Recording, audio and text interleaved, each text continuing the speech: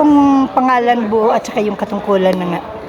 Magandang gabi po sa inyong lahat. Ako po si Joel Victoria Cruz, ang Division Sports Officer ng DepEd Nueva Ecija. Sir, kumusta po yung inyong pagpunta dito sa lalawigan ng Aurora regarding Clara? Dumating po kami dito, yung advance party po namin noong April 6, noong Lunes.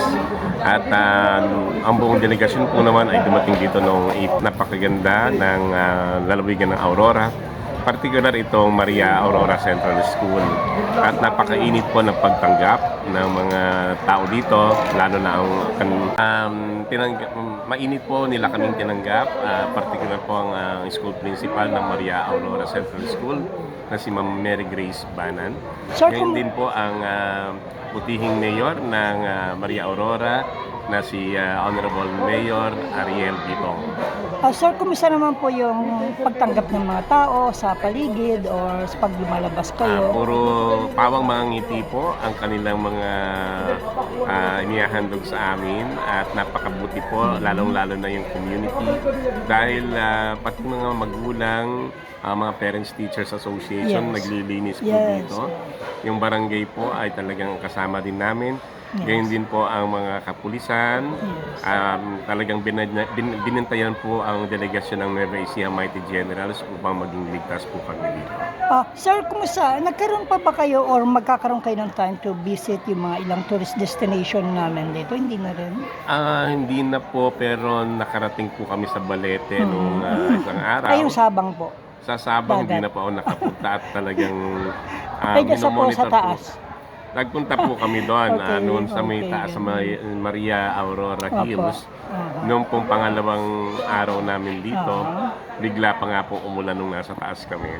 Sir, kumusta po ang ranking kahit anuman, pero nagkaroon din tayo ng mga gold, silver, meron bronze? Po kaming siyam na gintong medalya at bukas ay sisikapin naming magkaroon ng gold medals sa volleyball elementary boys at volleyball secondary boys. Sir, teka. Sir, ngayon, tonight, ano po yung ating dinaos? Nagdaos po tayo ng socials para sa buong delegasyon ng Nueva Ecija Mighty Generals bilang pagsasaya, pagdiriwang sa mga gintong medalya, sa mga silver medals at saka bronze medals po na natanggap ng ating delegasyon. Not only student, yung mga players, but the coaches and mga Yes po, kasama po natin ang magigiting nating mga coaches, assistant coaches, at mga chaperones. Ganyan din po yung mga magulang ng mga atleta natin. Ganyan din po yung mga trainers nila ay nandito po kanina. Okay, sir, huling pananalita na lang. Muli po ay nagpapasalamat kami ng buong puso. Taos puso ang namin pinasasalamatan ang Maria Aurora Central School. Gayon din po ang munisipal ng bayan ng Maria Aurora sa mainit na pagtanggap sa delegasyon ng Nueva Ecija Mighty Generals. Ngayon din po nagpapasalamat kami sa DepEd Aurora na pinamumunuan po ni Dr. Dante Parungawan po. At sa lahat po ng mga technical officials na nag-facilitate po ng mga laro dito sa Maria Aurora at sa karating lugar, sa Balero, sa San Luis, ngayon din po sa Dave Paculaw, nagpapasalamat po kami. At babaunin po namin at di na namin makakalimutan ito sa aming buhay. Lahat po ng mga kabutihan, yung saya na dinulot po ng Clara 2026 dito sa lalawigan ng Aurora.